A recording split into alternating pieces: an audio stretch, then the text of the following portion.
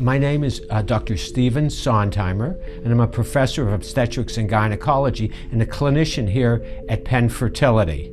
When I first started in infertility, my mentors were Dr. Luigi Mastriani and Dr. Celso Ramon Garcia, and I worked with Dr. Richard Turek, all pioneers in infertility treatment. And I think their enthusiasm inspired me to go into infertility and reproductive endocrinology. I started right at the beginning with our first in vitro fertilization. It's wonderful to see that over the last 35 years, our success with in vitro fertilization has gotten so much better. But in addition, it's a lot easier today than it was when we first started.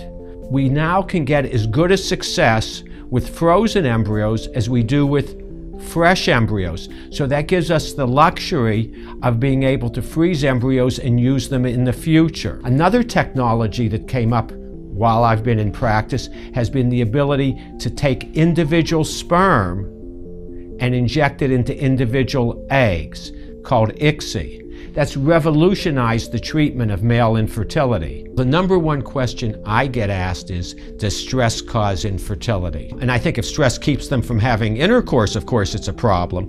But if they're having intercourse, there's no evidence that stress per se, the stress of job, stress of home life, is keeping them from conceiving. Once they get pregnant, they're less stressed. And the whole process of getting pregnant, when it's not coming easily, is very, very stressful. But I think it's important for people not to blame themselves.